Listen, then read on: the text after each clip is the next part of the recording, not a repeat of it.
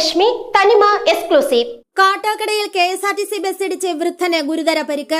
ഇദ്ദേഹം ഇപ്പോൾ മെഡിക്കൽ കോളേജിൽ അതിതീവ്ര പരിചരണ വിഭാഗത്തിൽ അടിയന്തര ചികിത്സയിലാണ്. ബുധനാഴ്ച രാത്രി 9:30ഓടെയാണ് തിരുവനന്തപുരത്ത് നിന്നും വെള്ളറടയിലേക്ക് പോകേണ്ട KSRTC ബസ് കാട്ടാക്കട സ്റ്റാൻഡിനുള്ളിൽ കൂടി അമിത വേഗതയിലെത്തി പുറത്തേക്ക് ഇറങ്ങുന്നതിനിടെ ഇതുവഴി നടന്നുപോയ വൃദ്ധനെ ഇടിച്ചത്. ഇടിയുടെ ആഘാതത്തിൽ തെറിച്ചു വീണ വൃദ്ധന് ഗുരുതര പരിക്കേറ്റു.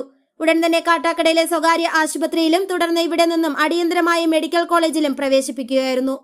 മണ്ഡപത്തിൻകടവ് സ്വദേശിയാണ് അപകടത്തിൽപ്പെട്ടതെന്നാണ് നിഗമനം. വെള്ളറട ഡിപ്പോയിലെ ബസ്സുകളെക്കുറിച്ച് വർഷങ്ങളായി തന്നെയുള്ള വ്യാപകമായ പരാതിയാണ് റോഡിലൂടെയും ബസ് സ്റ്റാൻഡിനുള്ളിലും അമിത വേഗതയുള്ള യാത്ര. കാട്ടാക്കട പ്രദേശത്തെ KSRTC ബസ് ഇടിച്ചുള്ള അപകടങ്ങളിൽ ഏറെയും വെള്ളറട ഡിപ്പോയിലെ ബസ്സുകളാണ്. ചെറുതും വലുതുമായ നിരവധി അപകടങ്ങളിൽ നിരവധി ആളുകൾക്കാണ് അംഗഭംഗം വന്നതും മരിച്ചതുമായുള്ളത്.